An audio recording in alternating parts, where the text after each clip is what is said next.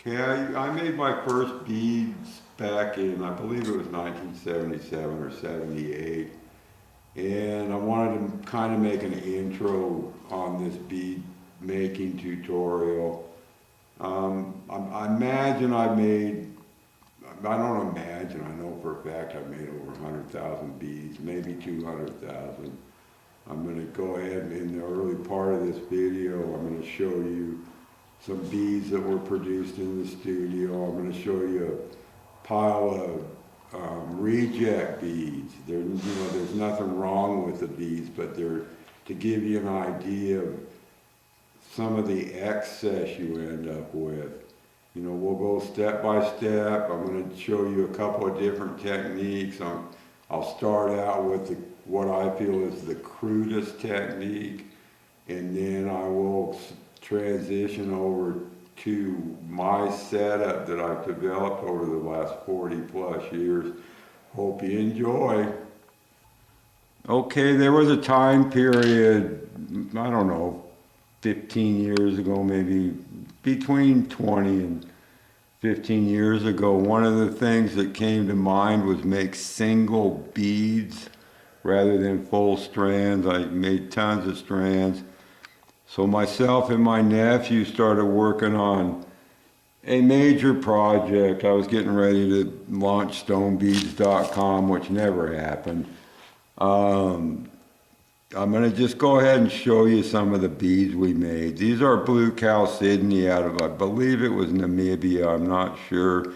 But what we'll do is I'll go ahead and show you a few groups of the beads we were making. Okay, these are some pretty nice lapis. Most people would think it was sterling lapis, but I've had the opportunity to play with more higher quality. There we go. Anyway, most of the large lapis beads sold pretty quick, but again, I'm just showing you nice little groups of different materials just to give you an idea of what you can do. Okay, this is just general run turquoise. It's far from gemmy. I had plenty of really super gemmy beads, but it's kind of hard to keep a hold of those. And to give you an idea how valuable some of these beads can be, I have been known to sell a single turquoise bead for $500. Okay, these are a rhyolite, and a rather hard rhyolite. You can tell by the shine on them.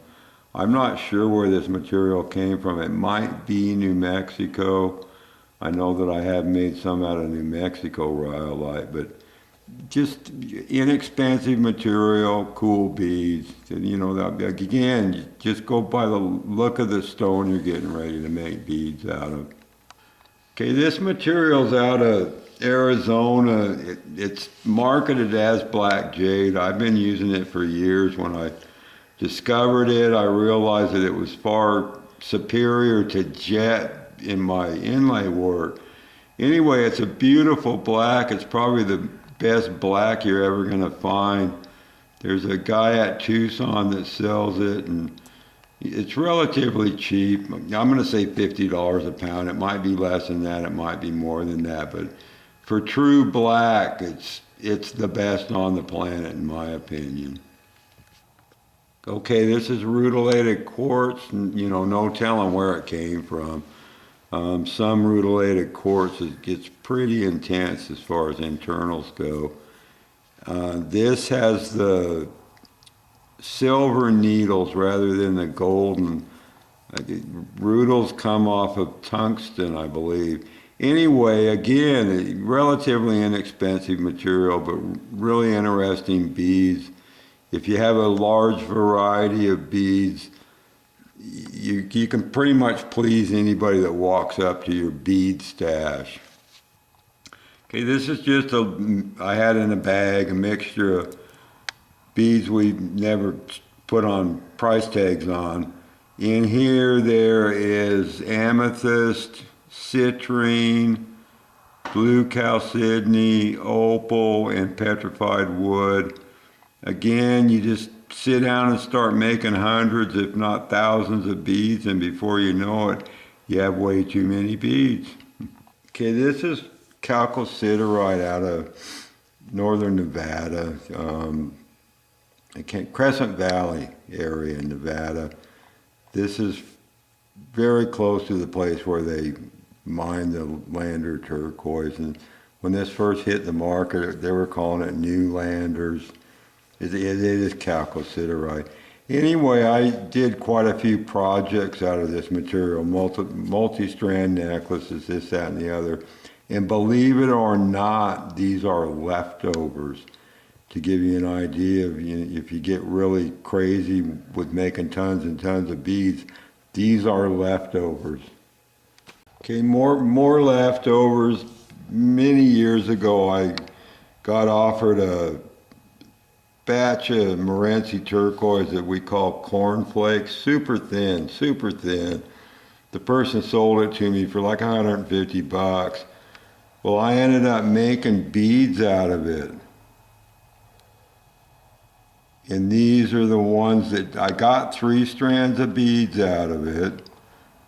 These were all too big, and for whatever reason, one of the strands that I made was 24 inches long, and it was 7 beads short of having 1,000 beads on it. Okay, and then I'm going to change over here. Right here, I can just pull this over here. Anyway, that's the tiniest beads I ever made, and again, it's out of that same Morenci. In fact, I may put it in the video. I have a picture of these sitting on a penny. I think the diameter of those is around 2 millimeters, and they have a 1 millimeter hole, and they're fully rounded on the face, as are these. Anywho, that'll give you an idea what you can do with skinny stuff. Okay, and I think it was 95 or 96, they had a bead conference in San Antonio, and I was one of the speakers there. I gave a talk on stone bead making and one on opal bead making.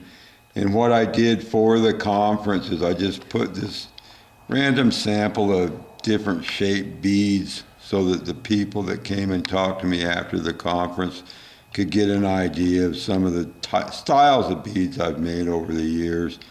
Again, you end up with leftovers. These were from a necklace I made, 18 karat gold sugilite. These were leftovers, another sugilite leftovers. I believe this is Northern Light turquoise leftovers, super high grade lapis leftovers, and that top one's amber. Okay, after I got back from my travels in China, I made a lot of Chinese turquoise beads. And believe it or not, in my opinion, these are all rejects. Maybe not that one right there, but typically to me, these are too low of grade to qualify for what I was marketing. I'm kind of picky with what I sell people, so believe it or not, these are rejects. Maybe Greg will get them. Okay, these aren't rejects. These are leftovers from various strands of Chinese turquoise beads I made.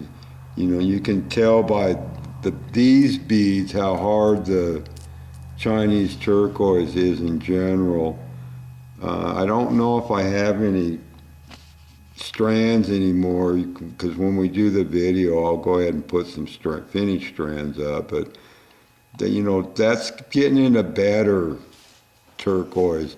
It's far from top. I will show some pictures of some top turquoise beads when I get ready to do this video, but that'll give you an idea how cool turquoise comes out.